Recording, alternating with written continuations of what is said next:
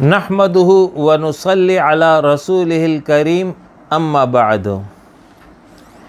کسی بھی کتاب کو سمجھنے کے لیے اول اس کتاب کا تعارف حاصل کیا جاتا ہے کہ اس کتاب کی تعریف کیا ہے، یہ کس موضوع پر ہے اور اس کتاب کی غرض اور غایت کیا ہے۔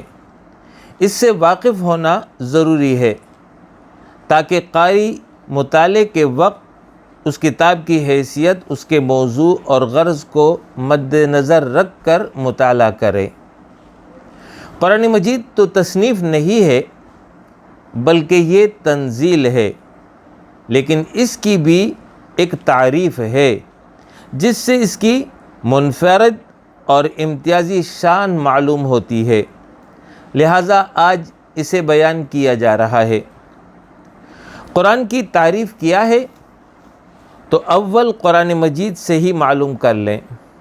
قرآن مجید نے اپنی تعریف جو بیان کی ہے اسے جو ہے یہاں پر میں آپ کے سامنے بیان کر رہا ہوں۔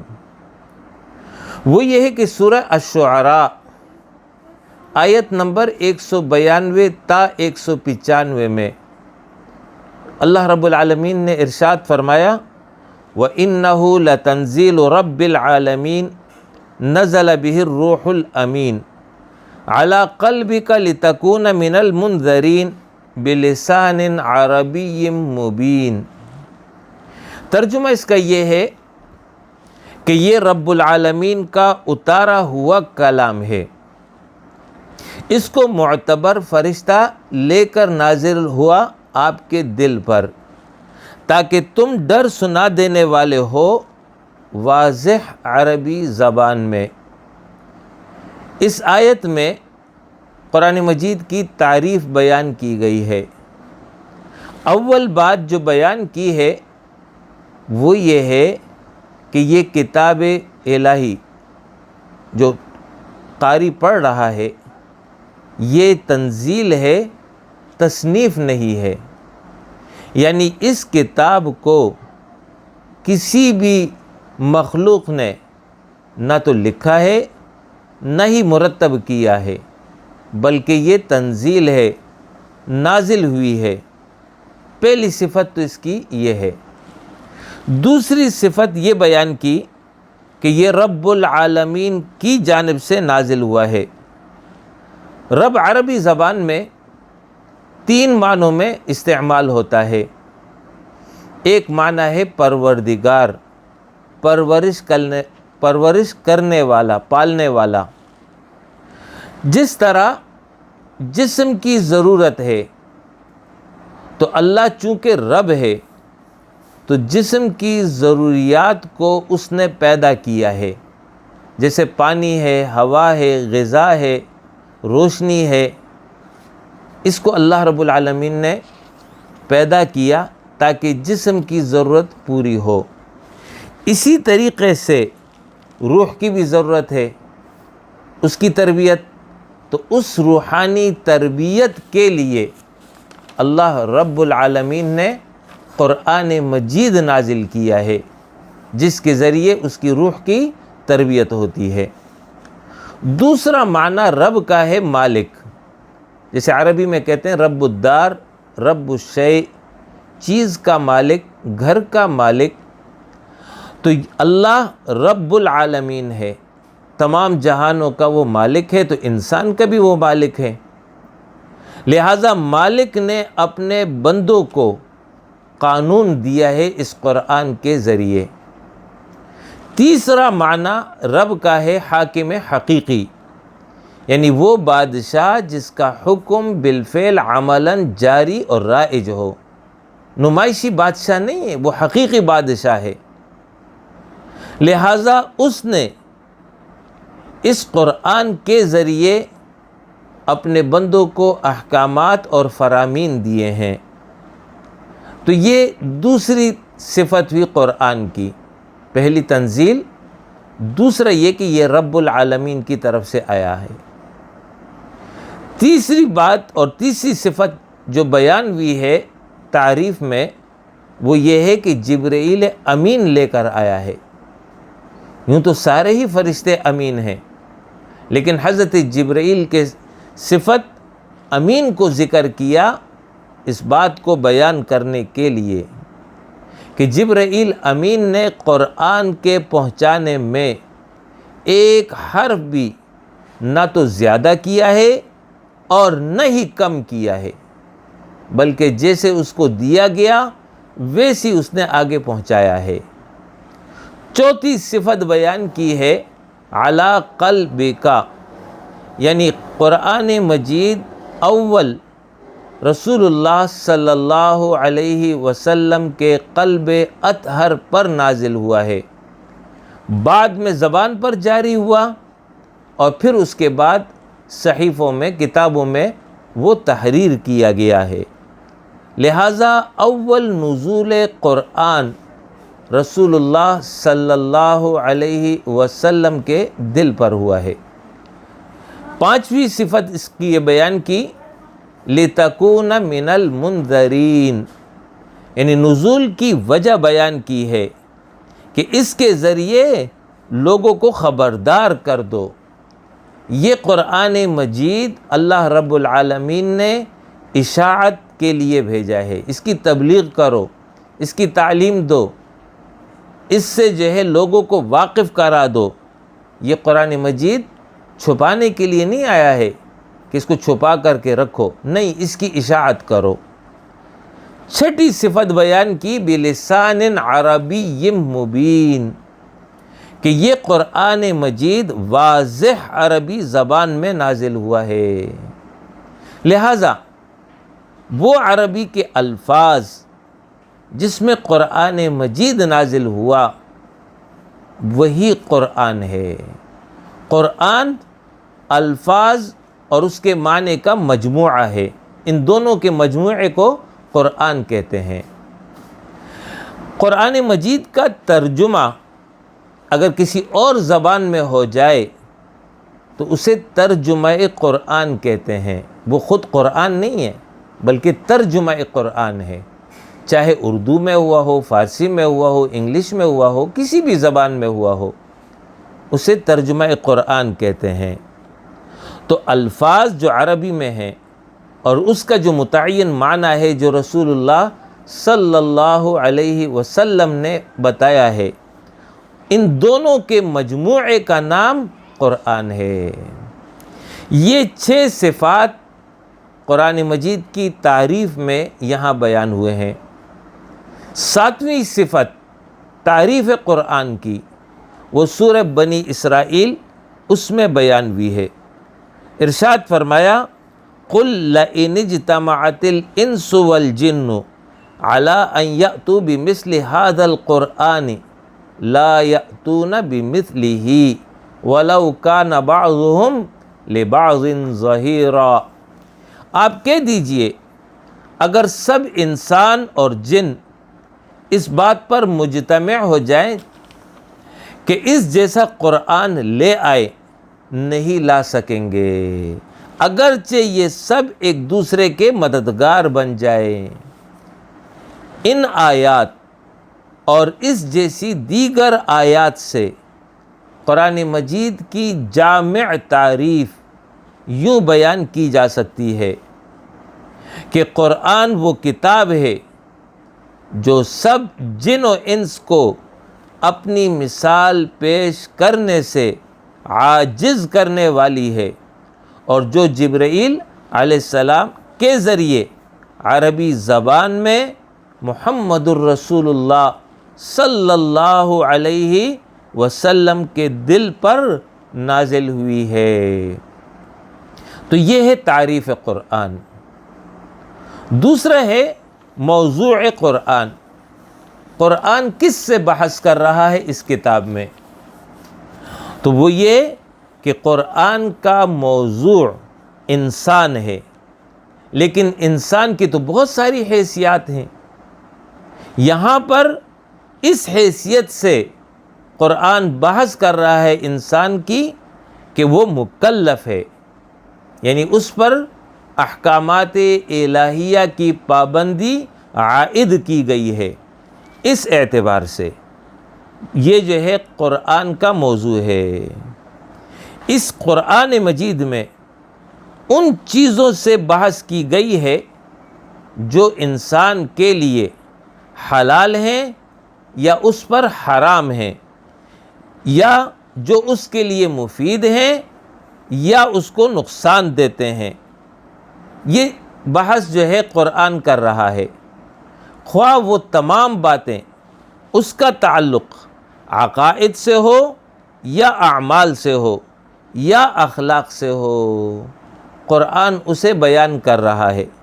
لہٰذا یہ کتاب انسانی زندگی کی ہر شعبے میں بھلائی اور برائی، مفید اور مضر، حلال اور حرام، اس سے جو ہے بحث کرتی ہے۔ یہ قرآن کا موضوع ہے۔ تیسری بات، حکمت نزول قرآن۔ اللہ رب العالمین نے یہ کتاب کیوں نازل کی ہے، اس میں کیا حکمت ہے؟ تو یہ بات سمجھ لیجئے کہ اللہ رب العالمین حکیم ہستی ہے، حکیم ذات ہے، اس کا ہر کام حکمت پر مبنی ہے، وہ کوئی کام بغیر حکمت کے نہیں کرتا۔ تو یہ قرآن مجید کا نزول بھی کسی حکمت کے تحت اللہ رب العالمین نے کیا ہے۔ تو وہ کیا حکمت ہے، اسے قرآن مجید کی متعدد آیات میں بیان کیا گیا ہے۔ اس میں سے چند میں آپ کے سامنے ذکر کر رہا ہوں۔ اول یہ کہ شہر رمضان الذی انزل فیہ القرآن ھدی للناس وبینات من الھدی والفرقان، سورہ بقرہ آیت نمبر 185۔ یعنی ماہ رمضان وہ ہے جس میں قرآن نازل ہوا، جو لوگوں کے لیے ہدایت ہے، اور اس میں ہدایت کے واضح دلائل ہیں، اور یہ حق اور باطل کے درمیان امتیاز کرنے والی کتاب ہے۔ اس آیت میں واضح طور پر یہ بتایا گیا کہ یہ قرآن مجید انسانوں کی ہدایت اور رہنمائی کے لیے نازل کی گئی ہے۔ لفظ ہدا، اس سے معلوم ہوا کہ یہ ہدایت کسی مخصوص شعبے کے لیے نہیں ہے، بلکہ یہ ہدایت ہمہ-گیر ہدایت ہے، اور زندگی کے ہر شعبے اور ہر معاملے میں انسان کی رہنمائی کرتا ہے۔ دوسری بات یہاں پر فرمائی ہے للناس، تو للناس میں عموم ہے، یعنی کسی خاص قوم، کسی خاص نسل، کسی خاص زمانے کے لوگوں کے لیے قرآن مجید نازل نہیں ہوا، بلکہ للناس، تمام انسانوں کی ہدایت کے لیے نازل ہوا ہے۔ لہٰذا اس کی یہ ہدایت عالمگیر ہے، تمام انسانوں کو رہنمائی اس کتاب سے حاصل ہو سکتی ہے۔ دوسری آیت جو سورہ بنی اسرائیل آیت نمبر 9 میں بیان ہے، وہ یہ ہے کہ ان ھذا القرآن یہدی للتی ہی اقوم، بے شک یہ قرآن زندگی کا وہ طریقہ بتاتا ہے جو سب سے زیادہ سیدھا ہے۔ یعنی قرآن مجید زندگی کا وہ نظام بتاتا ہے جو دوسرے نظاموں سے زیادہ درست ہے، سیدھا ہے، کامل اور معتدل ہے۔ اور یہی قرآن مجید کے نزول کا مقصد ہے، تاکہ انسان کو بہترین نظام زندگی عطا کرے، ایسا نظام زندگی جو معتدل ہو، جو درست اور سیدھا ہو۔ یہ قرآن مجید کے نزول کا مقصد ہے۔ اہل کتاب کو بطور خاص قرآن نے مخاطب کیا ہے اور اس میں نزول قرآن کی حکمت بیان کی ہے۔ ارشاد فرمایا قد جاءکم من اللہ نور و کتاب مبین یہدی بہ اللہ من اتبع رضوانہ سبل السلام وَيُخْرِجُهُم مِّنَ الظُّلُمَاتِ إِلَى النُّورِ بِإِذْنِهِ إِلَى صِرَاطٍ مستقیم، سورہ المائدہ آیت نمبر 15 اور 16۔ ارشاد فرمایا کہ یقیناً آ گئی تمہارے پاس اللہ کی جانب سے روشنی اور واضح کتاب، یہ اہل کتاب کو خطاب ہے، جس کے ذریعے دکھاتا ہے اللہ امن اور سلامتی کے راستے۔ یہ کن کو دکھاتا ہے؟ ان لوگوں کو جو اس کی خوشنودی چاہتے ہیں، اور نکالتا ہے ان کو تاریکیوں سے روشنی کی طرف اپنے حکم سے، اور ان کو سیدھی راہ پر چلاتا ہے۔ ان آیات میں بھی واضح طور پر یہ بتایا گیا کہ نزول قرآن کی حکمت، غرض اور غایت وہ یہ ہے کہ لوگ سیدھی راہ پر چل کر امن اور سلامتی کی زندگی بسر کر سکے۔ لیکن ایک شرط ہے جس کا اس میں ذکر کیا، وہ شرط یہ ہے کہ اللہ رب العالمین کی رضا اور خوشنودی کے وہ طلبگار ہوں، تبھی یہ ممکن ہے کہ ان کو ہدایت ملے۔ اس لیے کہ اگر ان کے دل میں رضا خداوندی کی طلب موجود ہی نہ ہو تو پھر روشنی کے موجود ہوتے ہوئے بھی وہ تاریکیوں سے نکل کر روشنی میں سلامتی کے راستے پر نہیں چل سکیں گے۔ کیوں؟ وجہ کیا ہے؟ وجہ یہ ہے کہ اللہ رب العالمین کسی کو بھی زبردستی جبراً سلامتی کے راستوں پر نہیں چلاتا۔ اور یہی بات سورہ بنی اسرائیل آیت نمبر 89 میں اس طرح بیان کی ہے، وَنُنَزِّلُ مِنَ الْقُرْآنِ مَا هُوَ شِفَاءٌ وَرَحْمَةٌ لِّلْمُؤْمِنِينَ وَلَا يَزِيدُ الظَّالِمِينَ إِلَّا خَسَارًا، یعنی ہم اتارتے ہیں قرآن میں وہ احکام جو علاج اور رحمت ہے۔ کس کے لیے علاج اور رحمت ہے؟ وضاحت فرما دی، ایمان لانے والوں کے لیے۔ ایمان ہوگا، قرآن سے علاج ہو جائے گا، قرآن سے رہنمائی مل جائے گی۔ وَلَا يَزِيدُ الظَّالِمِينَ إِلَّا خَسَارًا، اور اللہ نہیں بڑھاتا ظالموں کے لیے مگر نقصان۔ یعنی مقصد نزول قرآن یہ بیان کیا کہ یہ بیماریوں کا علاج کرتا ہے۔ نزول قرآن کے وقت عقائد فاسدہ، اعمال سیئہ اور اخلاق ذمیمہ کی بیماریاں اپنے انتہا کو پہنچ گئی تھی، اس لیے اللہ رب العالمین نے یہ نسخہ کیمیا بھیجا۔ اس نسخے کو جس نے بھی استعمال کیا وہ نہ صرف ان بیماریوں سے نجات پا گیا بلکہ اسے مزید رحمت سے نوازا گیا، اور جس نے اسے استعمال نہیں کیا بلکہ ظالم بنا رہا تو وہ خسارے میں رہا۔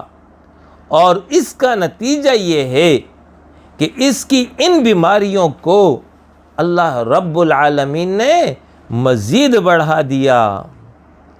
سورہ یونس آیت نمبر 57 میں اللہ رب العالمین نے قرآن مجید کو دلوں کی بیماریوں کا علاج اور نصیحت قرار دیا ہے۔ ارشاد فرمایا، یا ایھا الناس، اے انسانوں، قد جاءتکم موعظۃ من ربکم، یقیناً آ گئی تمہارے پاس تمہارے رب کی طرف سے نصیحت، وشفاء لما فی الصدور، اور یہ قرآن شفا ہے، علاج ہے ان بیماریوں کا جو دلوں میں پیدا ہوتی ہے۔ پھر فرمایا وَهُدًى وَرَحْمَةٌ لِّلْمُؤْمِنِينَ، اور جو ایمان لانے والے ہیں ان کے لیے یہ قرآن ہدایت بھی ہے اور رحمت بھی ہے۔ اس جگہ لفظ موعظہ آیا ہے۔ موعظہ عربی زبان میں اس کا معنی ہے وہ کلام جو دلوں میں نرمی پیدا کرتا ہو، اس نرمی کی وجہ سے اس میں میلان ہو اور جھکاؤ ہو، یہ پیدا ہو جاتا ہے اس کلام کی وجہ سے۔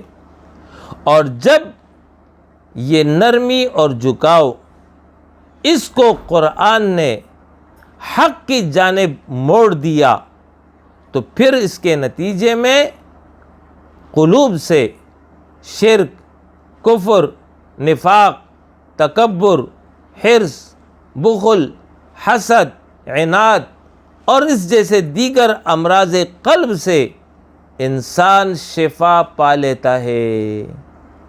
یہ ہے وہ قرآن جو دلوں میں انقلاب پیدا کرتا ہے، دلوں کے اندر نرمی لاتا ہے اور اس نرمی کو حق کی جانب موڑ دیتا ہے، اور اس کے نتیجے میں قلوب سے جو ہے یہ امراض خبیثہ، امراض ناکارہ اور اعمال سیئہ، اخلاق ذمیمہ، ان سب سے اس دل کو جو ہے پاکی حاصل ہو جاتی ہے، شفا یاب ہو جاتی ہے۔ لہٰذا جب قلب کی اصلاح ہو جائے اور اسے شفا حاصل ہو جائے تو اس کا نتیجہ یہ ہے کہ اس کے بعد اس کی پوری زندگی جو ہے وہ صحت مند ہو جاتی ہے، پاک اور صاف ہو جاتی ہے۔ سورہ حامیم السجدہ آیت نمبر 44 میں ارشاد فرمایا قُلْ هُوَ لِلَّذِينَ آمَنُوا هُدًى وَشِفَاءً، آپ کہہ دیجئے کہ یہ قرآن ایمان لانے والوں کی پوری زندگی کے لیے ہدایت اور شفا ہے۔ یعنی یہ کتاب جو ہے کسی مخصوص شعبے کی رہنمائی نہیں کرتا، بلکہ ہمہ گیر بھی ہے اور عالمگیر بھی ہے۔ سورہ الحدید آیت نمبر 25 میں اللہ رب العالمین نے تمام آسمانی کتب کے نزول کی حکمت اور غرض اس طرح بیان کی ہے لَقَدْ أَرْسَلْنَا رُسُلَنَا بِالْبَيِّنَاتِ وَأَنزَلْنَا مَعَهُمُ الْكِتَابَ وَالْمِيزَانَ لِيَقُومَ النَّاسُ بِالْقِسْطِ، یعنی بے شک بھیجے تھے ہم نے اپنے رسول کھلی دلیلوں کے ساتھ اور اتاری تھی ان کے ساتھ کتابیں اور ترازو۔ کس لیے اتاری تھی؟ تاکہ لوگ انصاف پر قائم رہے۔ یعنی تمام کتب کے نزول کا مقصد قیام عدل تھا، تاکہ اس کے نتیجے میں حقوق اللہ اور حقوق العباد وہ دونوں ادا کیے جا سکے، اور معاشی اور معاشرتی، تمدنی اور اجتماعی نظام عدل و انصاف کے الہامی اصول اور احکام کے تحت قائم ہو۔ یہی نظام عدل تمام آسمانی کتب کے نزول کا مقصد رہا ہے، اور یہی مقصد نزول قرآن مجید کا ہے۔ اسی طریقے سے سورہ ابراہیم آیت نمبر 1 میں اللہ رب العالمین نے ارشاد فرمایا کتاب انزلناہ الیک لتخرج الناس من الظلمات الی النور باذن ربہم الی صراط العزیز الحمید، یعنی یہ عالی شان کتاب ہم نے آپ کی طرف اتاری ہے تاکہ آپ لوگوں کو اندھیروں سے اجالے کی طرف لائیں، ان کے پروردگار کے حکم سے، زبردست اور تعریفوں والے اللہ کی طرف سے۔ ان آیات سے یہ معلوم ہو گیا کہ مقصد نزول قرآن انسان کی ہدایت ہے، اور یہ ہدایت کسی مخصوص شعبے کے لیے نہیں ہے اور نہ ہی کسی نسل اور قوم کے لیے ہے، بلکہ یہ ہدایت اور رہنمائی انسانی زندگی کے تمام دائروں کے لیے ہے اور قیامت تک کے انسانوں کے لیے ہدایت ہے، اور یہ وہ نظام پیش کرتا ہے جو عدل پر مبنی نظام ہے، اور اس نظام کے نتیجے میں حقوق اللہ بھی ادا ہوتے ہیں، حقوق العباد بھی ادا ہوتے ہیں، اور اس نظام پر عمل کرنے کے نتیجے میں دنیا میں امن، سلامتی، عزت، وقار نصیب ہوتی ہے، جبکہ آخرت میں اللہ کی رضا اور اس کی جنت اسے حاصل ہوتی ہے۔ لہٰذا یہ وہ عظیم الشان کتاب ہے جو انسانوں کی طرف بھیجی گئی ہے۔ اقول قولی ھذا واستغفر اللہ لی ولکم ولسائر المؤمنین وآخر دعوانا ان الحمد للہ رب العالمین۔